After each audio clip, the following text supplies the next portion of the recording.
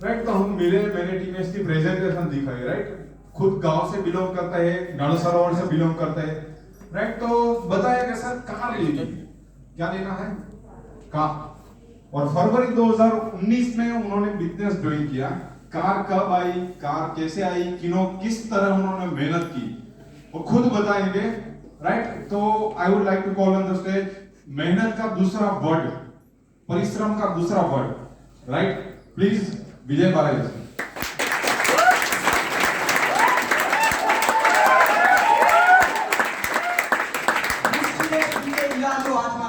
ये मुश्किलें दिल के इरादों आजमाती है, सपने के रास्ते निगाहों से हटाती है। ठुकरे खाकर कभी रुकना मत मेरे यार, क्योंकि इस ठोकरें ही हमें चलना सिखाती है।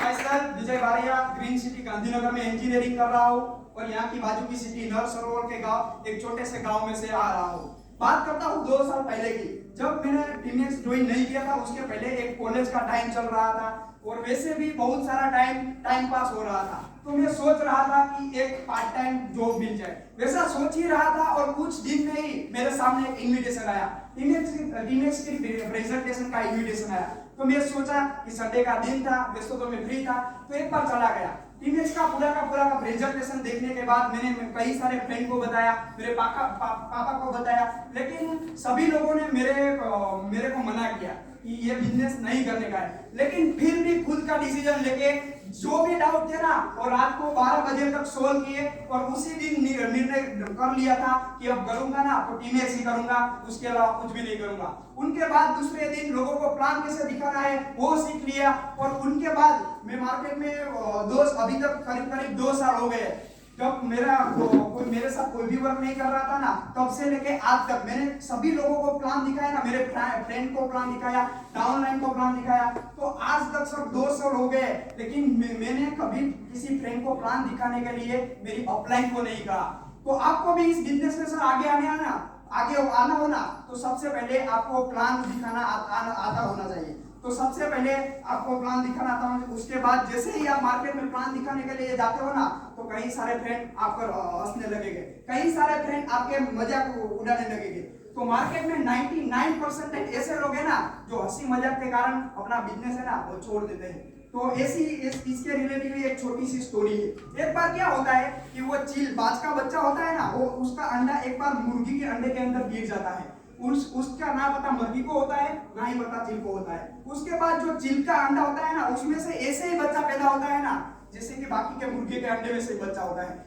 थोड़ा दिन चलता है, धीरे धीरे उस जो चील का बच्चा था ना, वो मुर्गी के बच्चे के साथ मिल गया था। वो चील का बच्चा ऐसे ही जी रहा था जैसे मुर्गी का बच्चा जी रहा है। वो ऐसे ही दाना खा रहा था जैसे मुर्गी का बच्चा खाना खा रहा है। और ऐसा माहौल हो गया था ना कि सारे के सारे बच्चों को ऐसा ही लगता था कि जो चील का बच्चा है ना वो मुर्गी का ही बच्चा है, और मुर्गी के बच्चों को भी ऐसा ही, वो चील का बच्चे को भी ऐसा ही लगता था कि मैं खुद मुर्गी का बच्चा होता हूँ। तो एक बार क्या होता है, ऐसे ही एक दिन वो चील का बच्चा होता है, वो एक बार आसमान में कहीं दूर तक चील को उड़ते हुए आसमान में देखता है। तो उसके दिमाग में ख्याल आता है कि मैं भी इनकी तरह आसमान में ऊपर उड़ना चाहता हूँ। तो वैसे ही वो ख्याल आता है, तुरंत ही मुर्गी के बच्चे होते हैं उनको बताता है कि मैं भी उनकी तरह आसमान में उड़ना चाहता हूँ दूर तक। तो बाकी के जो मुर्गे के बच्चे होते हैं ना, वो उन पर हंसने लगते हैं, उसकी मजाक उड़ाने लगते हैं और सलाह देते हैं कि हम सब मुर्गी के बच्चे हैं, हम इतने दूर तक नहीं उड़ सकते, हमारा जीवन ऐसे ही है। उनकी बात सुनकर जो चील का बच्चा होता है ना सर, उनका सपना है ना वो टूट जाता है। जिसका जन्म आसमान में उड़ने के लिए हुआ होता है ना, फिर भी वो पूरी की पूरी जिंदगी मुर्गी के बच्चे की तरह जीता है। सर ये कहानी चील के बच्चे की नहीं है, ये कहानी उन लोगों की है जो कहीं ना कहीं करोड़ों लोगों की है, जो मार्केट में जाके लोगों को सलाह लेने के बाद जब लोग मना करते हैं ना, तो खुद का आत्मविश्वास तोड़ देते हैं।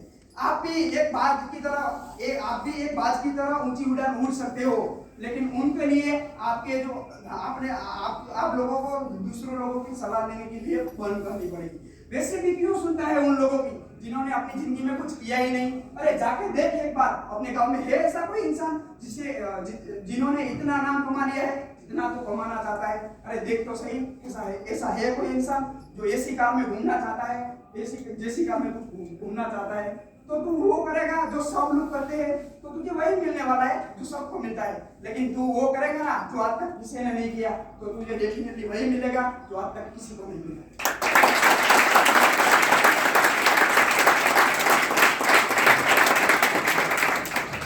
उसके बाद वन बाय वन लोगों को प्लान दिखाता गया। ऐसा हुआ ना कि 6-7 महीने के बाद बहुत अच्छा सा वर्क चल रहा था, और करीब करीब ऐसा भी टाइम आया कि वन बाय वन मेरे साथ जितने भी लोग काम कर रहे थे ना, वो सभी लोगों ने काम करना बंद कर दिया था। तो मैंने ऐसा सोचा कि कहीं ना कहीं मेरी गलती होगी, तो फिर भी मैं संघर्ष करता गया और कुछ नया सीख के मैंने फिर से नई टीम शुरू की, और फिर से आज मैं फिर से स्टेज पर आया। तो वो एक ही बात कहना चाहूंगा कि असफलता एक चुनौती है, उसे स्वीकार करो।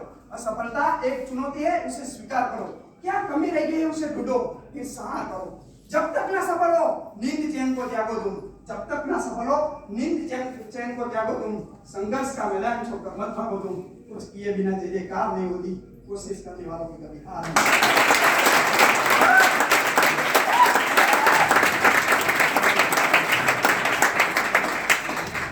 मैंने इस बिजनेस की शुरुआत 2 साल पहले की थी। मेरे पापा खेती करते हैं, गांव में से छोटे से गांव में ही आता हूँ। बहुत बार मेरे को कई लोगों ने मना किया, लेकिन आज तक मैंने किसी लोगों की नहीं सुनी, क्योंकि मुझे पता था, लोगों ने तो ये भी कहा था कि 60 साल की उम्र यानी रिटायरमेंट की उम्र होती है, 60 साल की उम्र यानी रिटायरमेंट की उम्र होती है।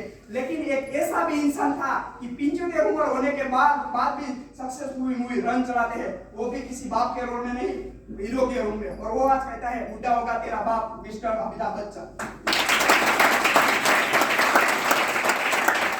लोगों ने तो ये भी कहा था कि इस बिजनेस में कामयाब होना है, बहुत बड़ा इंसान बनना है, तो आपके पास पैसा होना जरूरी है। लेकिन एक ऐसा भी इंसान था कि 1980 के अंदर बिजनेस स्टार्ट करने के लिए उनके पास पैसे नहीं थे, लेकिन 2008 में वही बैंक को खरीदने की लोन दी थी ना, वो कोई और नहीं, मिस्टर धीरूभाई अंबानी। लोगों ने ये भी कहा था कि इस बिजनेस में आगे आना है ना, तो एक्सपीरियंस होना जरूरी है।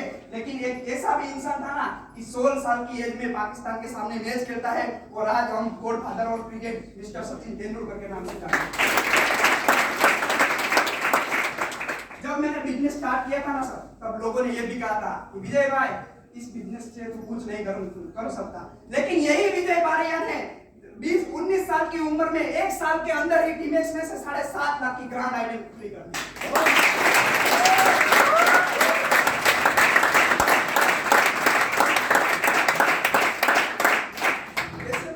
मेरे को भी कई सारे मैंने जिस रास्ते को चॉइस किया था ना, वही रास्ते में कई सारे कालो आए थे, कीचड़ आए थे, बहुत तकलीफ हुई थी। लेकिन वही रास्ते पे सर चलने की जगह दौड़ना सिखाया, और कहीं सारे प्रॉब्लम आए, मुश्किलें आई, लेकिन वही सारे प्रॉब्लम का सॉल्यूशन देके मुझे सिर्फ और सिर्फ आगे बढ़ने का प्लानिंग देते थे ना, वो कोई और नहीं, मेरी ग्रेट अपलाइन मिलन बात्रा और हर्षन खुद।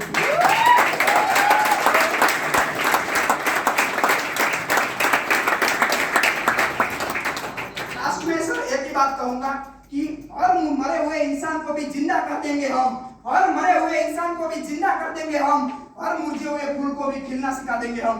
वादा है सर खुद से, जिसने भी टीमेक्स करने के लिए मना किया है ना, टीमेक्स करने के लिए मजबूर कर देंगे हम।